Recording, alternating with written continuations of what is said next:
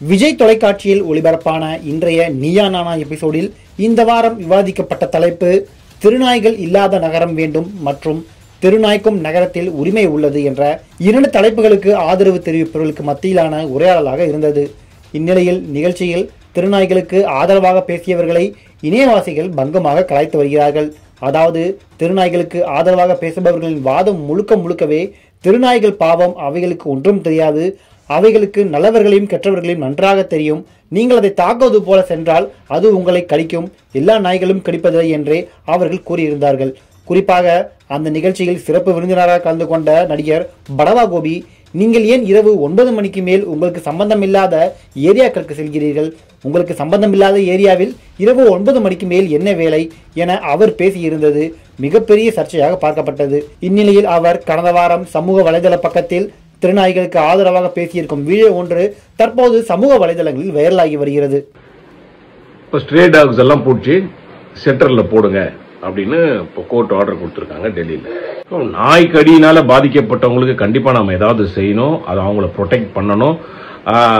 அதுல வந்து நம்ம எந்த விதமான காம்ப்ரமைஸும் ஆகக்கூடாது. ஆனா அந்த அக்ரெசிவ் டாக்ஸ் அப்படிங்கிறது பாத்தீங்கன்னா ஏதோ ஒரு 10 to 12% தான். அதை ஐடென்டிஃபை பண்ணி, அதை வேக்சினேட் பண்ணி, அதை ரீஹாபிலிட்டேட் பண்ணி அதை கொண்டு வந்து நம்ம திருப்பியும் அந்த ஏரியாலேயே விடணும்.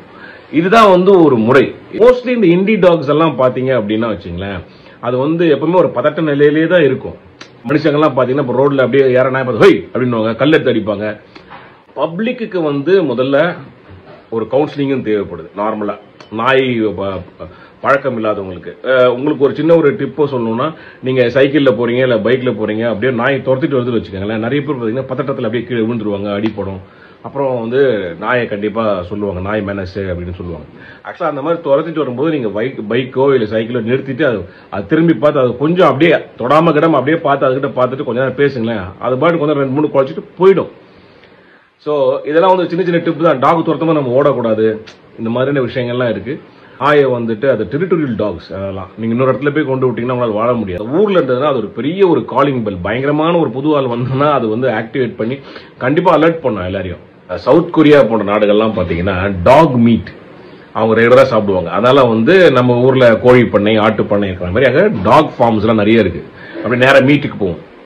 ஸோ அந்த மாதிரி சவுத் கொரியா போன்ற நாடுகள்லாம் இப்போ வந்து டாக் மீட்டை வந்து சாப்பிட்றதை நிறுத்தி பேன் பண்ணிட்டு இப்போ அந்த பண்ணையில இருக்கிற நாய் எல்லாமே வந்து அடாப்ட் பண்றாங்க. Dogs are like family now and it's not nice to eat our family. Transform ஆகி வராங்க. நம்ம வந்து பாத்தீங்கன்னா லேண்ட் ஆஃப் சீக்கர்ஸ்.